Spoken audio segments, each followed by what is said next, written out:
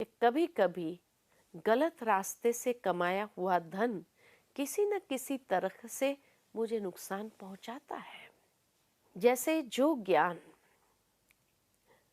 कर्म में अप्लाई तो कर लेते हैं, मान लो कि मैंने धन कमाया और उसी तक सीमित रहती हूं कि मेरी शरीर की आवश्यकताओं को ये पूर्ण करता है, लेकिन मैं ये जानना भी नहीं चाहती हूं कि ये धन सही रास्ते से आया भी है या गलत रास्ते से आया है।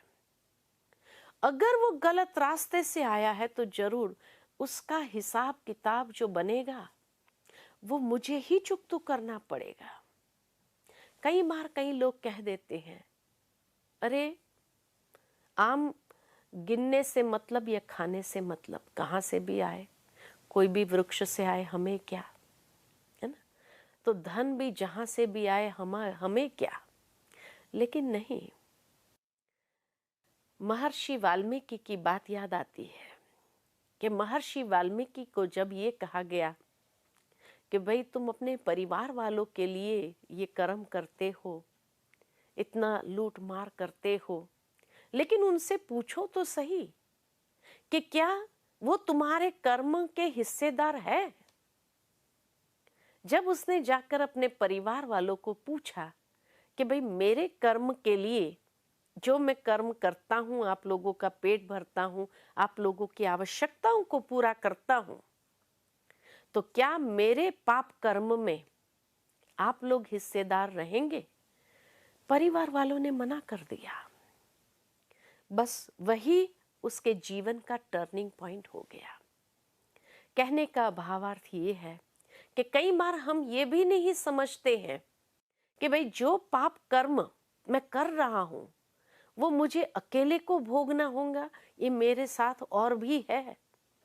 सूक्ष्म कर्म का हिसाब तो यही कहता है कि सभी उस भोगना में शामिल हो जाते हैं, परंतु जहां वो भोगना के लिए लोग तैयार नहीं होते हैं और इसीलिए जब ये समझ को अप्लाई ही नहीं करते हैं कि भाई इस कर्म से मुझे क्या प्राप्ति होने वाली है, तो ये ज्ञान तमोगुणी ज्ञान है कि जहां हम सिर्फ सीमित ज्ञान रखते हैं, आगे जानना नहीं चाहते हैं कि क्या इसके कॉन्सिक्वेंसेस होंगे और वो कॉन्सिक्वेंसेस मुझे किस तरह से रिटर्न करना पड़ेगा, ये मेरे सामने आएंगे, उसको जानना ही नहीं चाहते हैं और कर्म व्यक्ति करता जाता है, तो यह तामसिक गुण है, यह तामसिक ज्ञान कहा जाता है।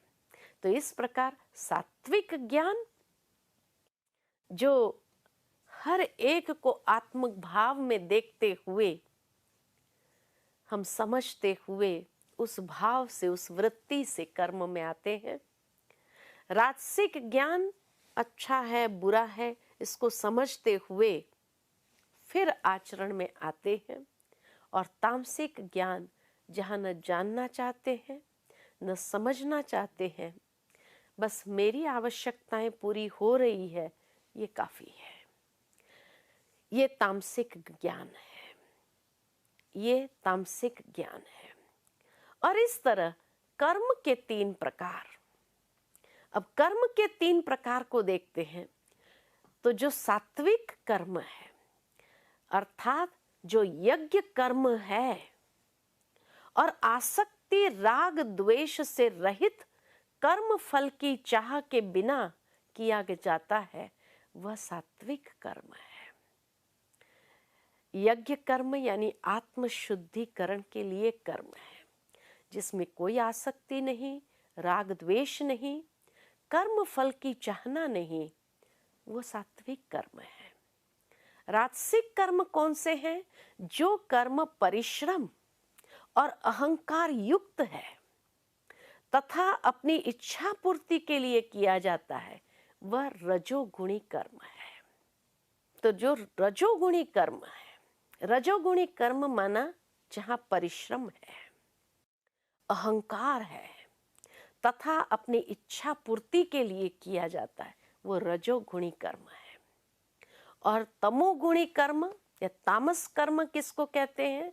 तो जो कर्म परिणाम, हानि और अपने सामर्थ्य को न देखकर, कई बार आज की दुनिया में जैसे लोग परिणाम को नहीं देखते, भाई ये कर्म करने से क्या परिणाम होने वाला है, दीर्घ दृष्टि नहीं, दीर्घ बुद्धि नहीं, तो जो न परिणाम को देखते हैं, क्या हानि होने वाली है, मेरे सामर्थ्य में है या नहीं है, इसको देखे बिना, बिना विचारे मोह व अज्ञान वश किया जाता, वो तामस कर्म है। मैं समझती हूँ बहुत स्पष्ट है ये, जिसका एक्सप्लेनेशन और अधिक देने की आवश्यकता नहीं है। उसके बाद कर्ता के 3 प्रकार बताए। 3 प्रकार के कर्ता भी है, जैसे कर्म 3 प्रकार के, ऐसे कर्ता भाव। कर्ता तो आत्मा है, लेकिन आत्मा की ये कर्तापन की 3 अवस्था।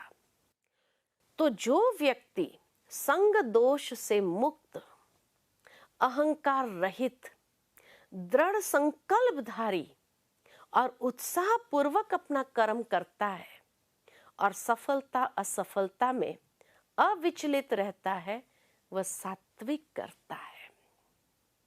इसी तरह राजसिक कर्ता कि जो व्यक्ति कर्म तथा कर्म फल के प्रति आसक्त होकर फलों को भोग करना चाहता है, तथा जो लोभी, सदैव ईर्ष्यालु, अपवित्र और सुख दुख से विचलित होता रहता है, वह राजसी करता है।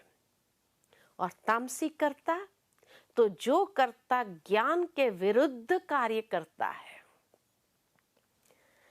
चंचल चित्त वाला, असभ्य, घमंडी, धूर्त, दूसरे के कार्यों में बाधा पहुंचाने वाला, सदैव खिन्न, आलसी और दीर्घ सूत्री है, अर्थात बाद में कर लेंगे, देख लेंगे, ये कर्ता तामसी है ना? कितना स्पष्ट बता दिया।